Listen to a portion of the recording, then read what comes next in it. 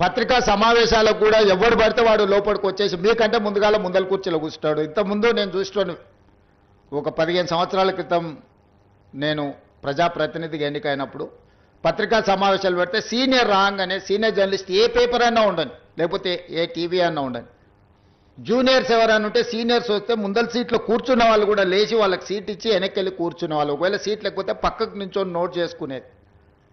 ఒక బాధ్యత, ఒక గౌరవం, ఒక మర్యాద. వాళ్ళ యాజమాన్యాలు ఎవరున్నా జర్నలిస్టుని ఒక గౌరవించుకునే పరిస్థితి ఉండే. ఇప్పుడు ఆ పరిస్థితి పూర్తిగా దెబ్బతిన్నది. వాడు ఖాళీగా ఉంటాడు కాబట్టి 3 గంటల ముందే వచ్చి ముందల కుర్చీలో కూర్చుంటాడు, కాలు మీద కాలు వేసుకొని. వాడికి ఆ వచ్చిన సీనియర్ జర్నలిస్టు వాళ్ళ జీవితాన్ని మొత్తం జర్నలిజంలో కలిపినరు. వాళ్ళు సిన్సియర్గా ప్రజా సమస్యల్ని విశ్లేషించడానికి, పరిశోధనలు చేయడానికి, వాళ్ళ జీవితాన్ని, ఆరోగ్యాన్ని ఫనంగా పెట్టి, కుటుంబాలను కూడా ఫనంగా పెట్టి ప్రజల సమస్యలను తెలుసుకోవడానికి ఎక్కడెక్కడనో మారుమూల ప్రాంతాలకు వెళ్ళి రోజుల కొద్దీ ప్రజలలో మమేకమయ్యే ఆ సమస్యల్ని తెలుసుకొని వాళ్ళు రాసిందన్న సంగతి, పాలకులు చేస్తున్న తప్పులను పట్టుకోవడానికి నిరంతరం శ్రమించి విశ్లేషించి మన ప్రాంతంలో జరిగిన విద్యుత్ ఉద్యమాల వెనుక ఇంత కఠోరమైన దీక్ష జర్నలిస్టులది ఉన్నది. సరళీకృత విధానాలు వచ్చినప్పుడు ఆ సరళీకృత విధానాలు దేశ సంపదను పెట్టుబడిదారులు ఏ విధంగా కొల్లగొడతారని ఆనాడు విశ్లేషించిన జర్నలిస్టులకు ఈరోజు వచ్చినోనికి వాళ్ళ గురించి ఓనమాలు కూడా తెలియని పరిస్థితి. వాళ్ళు వస్తే కనీసం కూర్చోమని చెప్పాల్సిన కనీస మర్యాద పాటించాలన్న ఇంగిత జ్ఞానం కూడా కోల్పోయిన వాళ్ళు ఈరోజు వచ్చి మేము పత్రికా సమావేశాలు పెట్టినప్పుడు ముందల వరుసలు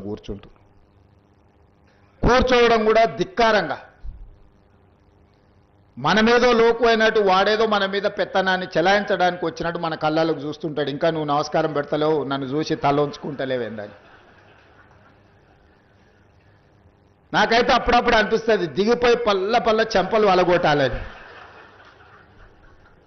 కానీ పరిస్థితులు, హోదా అడ్డం వస్తుంటాయి.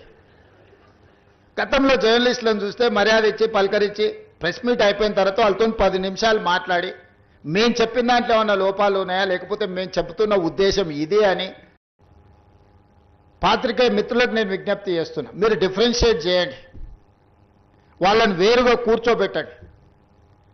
వాళ్ళు మేము ఒక్కటి కాదని ఒక భావాన్ని ప్రజలకు కల్పించాల్సిన అవసరం ఉంది. ఈరోజు media, social media, digital media ఎవడు పడితే వాడికి మొత్తం పెన్ను పేపర్ ఇస్తా వాళ్ళు మొత్తం రాయలేడు, ఏబిసిడీలు మొత్తం రాయలేడు. వాడు కూడా నేను జర్నలిస్ట్ అంటాడు.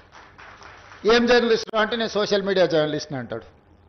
వాని పేరు పక్కనే జర్నలిస్ట్ అని పెట్టుకుంటాడు. అది మొత్తం వాళ్ళ ఇంటి పేరే అయినట్టు, వాళ్ళ తాతలు ముత్తాతల నుంచి జర్నలిజంలో పుట్టి పెరిగినట్టు జర్నలిస్ట్ ఎల్లయ్య, జర్నలిస్ట్ పుల్లయ్య అని పెట్టుకుంటారు. వాడు ఎప్పుడైనా జర్నలిజం స్కూల్లోనే చదివిండా, లేకపోతే ఓనమాలు మొత్తం అన్నీ వస్తాయంటే ఆ రెండు రావు. జర్నలిజం అక్షరం ముక్క కూడా ఒకప్పుడు